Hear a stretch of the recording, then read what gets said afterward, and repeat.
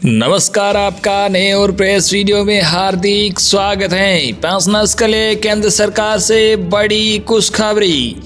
जी हां, दोगुनी पेंशन पर ऐलान को लेकर केंद्र सरकार से बड़ी खबर आ चुकी है। तो बने रहा आप इस वीडियो को लास्ट तक और जानिए पेंशन बढ़ोतरी से जुड़ी अपडेट को सबसे पहले।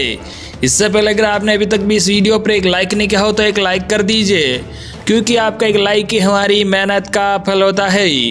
वही चैनल को भी फ्री में सब्सक्राइब नहीं किया हो, सब्सक्राइब कर लीजिए, ताकि आगे भी आपको कर्मचारियों व पेंशनर से जुड़ी लेटेस्ट से लेटेस्ट बड़ी अपडेट सबसे पहले देखने को मिलते रहे।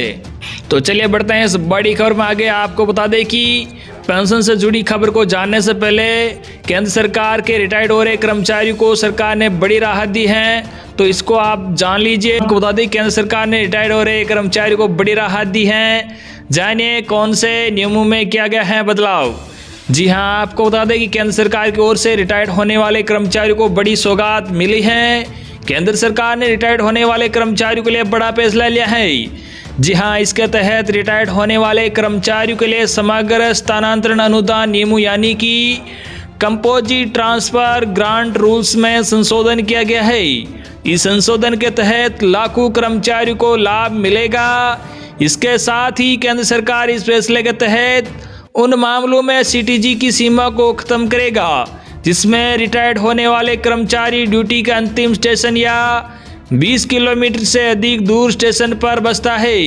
दरअसल अभी तक ऐसे कर्मचारी जो ड्यूटी के आखिरी स्टेशन या 20 किलोमीटर से अधिक दूर पर नहीं रहते हैं, केंद्र सरकार उनको सीटीजी के मूल वेतन का 80% 1/3 भुगतान करती है। वही यदि केंद्रीय कर्मचारी रिटायर्ड होने के बाद अंतिम स्टेशन पर या किसी अन्य स्थान पर बसता है तो सरकार इसके लिए 100% सीटीजी देती है। वही 100% सीटीजी के लिए अनुदान का दावा करना होता है। इसके लिए निवास का वास्तविक परिवर्तन अनिवार्य है। इसके अलावा किसी दूसरे स्थान पर बस जाने वाले कर्मचारी 100% सीटीजी प्राप्त कर सकते हैं, जिससे रिटायर्ड होने वाले कर्मचारी को सबसे अधिक फायदा मिलेगा। अब तक पिछले महीने के मूल वेतन के 80% हिस्से के आधार पर सीटीजी केंद्र सरकार के पास ही जमा की जाती हैं, जबकि लक्षद्वीप और अंडमान निकोबार जैसे स्थानों पर या फिर बाहर रहने वाले कर्मचारियों को रिटायर्ड होने के बाद मूल वेतन का 100% भुगतान किया जाता है। वे विभाग का कहना है कि सीटीजी के लिए रिटायरमेंट के बाद ड्यूटी के अंतिम स्टेशन या उससे 20 किलोमीटर से अधिक दूर पर रहने की शर्त को हटाने का फैसला किया गया है। अब रिटायरमेंट के बाद अन्य स्टेशन पर बसने के लिए भी पूर्ण सीटीजी स्वीकार्य होगा। सीटीजी सरकार की तरफ से दिए जाने वाला एक मुश्त अनुदान है, जिसके जरिए रिटायर्ड कर्मचारी को ड्यूटी के अंतिम स्टेशन से ट्रांसफर करने में मदद मिलती है।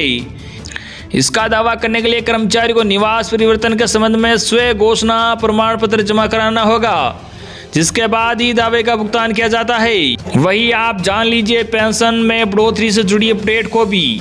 जी हां, आपको बता दें कि दोगुनी होगी पेंशन, हटने वाली है पेंशन बढ़ोतरी की लिमिट। जानिए कि अब कितने मिलेंगे रुपए आपको। जी हां, एम्प्लॉय पेंशन स्कीम ईपीएस के तहत निवेश पर लगे कैप को जल्द ही हटाया जाने वाला है।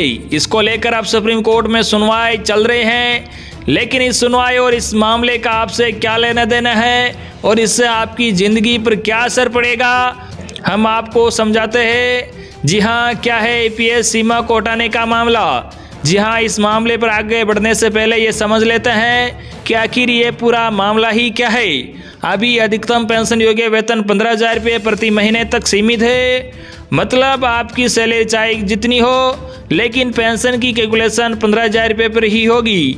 इस लिमिट को हटाने को लेकर मामला कोर्ट में चल रहा है। सुप्रीम कोर्ट में बीते साल 12 अगस्त को बार संघ और कर्मचारी भविष्य निधि संगठन ईपीएफओ की ओर से दायर याचिकाओं के उस बेंच की सुनवाई स्थगित कर दी गई थी, जिसमें कहा गया था कि कर्मचारी की पेंशन को 15,000 रुपये तक सीमित नहीं किया जा सकता। इन मामलों की सुनवाई कोर्ट में चल रही है।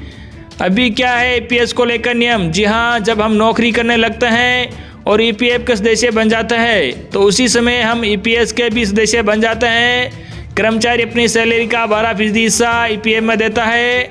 इतना ही रकम उसकी कंपनी की ओर से भी दी जाती है, लेकिन इसमें एक हिस्सा 8.33% ईपीएस में भी जाता है। जैसा कि हमने ऊपर बताया कि अभी पेंशन योग्य वेतन अधिकतम 15,000 रुपये ही है, मतलब कि हर महीने पेंशन का हिस्सा अधिकतम 15,000, पेंशन का हिस्सा 1,250 रुपये होता है। जब कर्मचारी रिटायर्ड होता है तब भी पेंशन की गणना करने के लिए अधिकतम वेतन 15,000 रुपये ही माना जाता है। इस हिसाब से एक कर्मचारी ईपीएस के तहत अधिकतम पेंशन 7,500 रुपये ही पा सकता है। अब जान लीजिए कि कैसे होती है पेंशन की कैलकुलेशन। जी हाँ, एक बात जरूर ध्यान दें, अगर आपने ईपीएस में योगदान 1 सितंबर 2014 से पहले शुरू किया है तो आपके लिए पेंशन योगदान के लिए मंथली सैलरी की अधिकतम सीमा 6,500 रुपये होगी। 1 सितंबर 2014 के बाद अगर आप ईपीएस से जुड़े हैं तो अधिकतम सैलरी की सीमा 15,000 रुपये होगी। अब देखिए कि पेंशन की कैलकुलेशन होती कैसे है। जी हाँ, ईपीएस पेंशन का फॉर्मूला है मंथली पेंशन बराबर पेंशन योग्य सैलरी। इसको ईपीएस योगदान के साल से गुणा किया जाता है, फिर इसमें 70 का भाग दिया जाता है। यहाँ मान लेते हैं कि कर्मचारी ने 1 सितंबर 2014 के बाद ईपीएस में योगदान शुरू किया हो तो पेंशन योगदान 15,000 रुपये पर होगा। मान लीजिए कि उसने 30 साल तक नौकरी की है तो उनकी मंथली पेंशन बनेगी 4 को ईपीएस योगदान के साल यानी कि 30 से गुणा किया जाता है और फिर इसमें 70 का भाग दिया जाता है। इसके बाद मंथली पेंशन निकल के आ रही है 6,428 रुपये। अब अधिकतम और न्यूनतम पेंशन को जान लीजिए। एक बात और याद रहे कि कर्मचारी की 6 महीने या से ज़्यादा की सर्विस को 1 साल माना जाएगा और इससे कम हुआ तो उसकी गिनती नहीं होगी। मतलब अगर कर्मचारी ने 14 साल 7 महीने काम किया है तो उसे 15 साल माना जाएगा, लेकिन 14 साल 5 महीने काम किया है तो सिर्फ 14 साल की ही सर्विस काउंट होगी।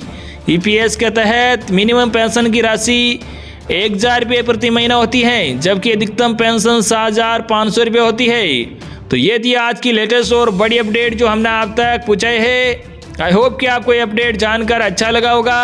इस वीडियो पर ज़्यादा से ज़्यादा लाइक और इस वीडियो को ज़्यादा से ज़्यादा आपके मिलने वाले साथियों तक जरूर शेयर करना ताकि उन तक भी पेंशन बढ़ोतरी से जुड़ी अपडेट पूछ के। धन्यवाद।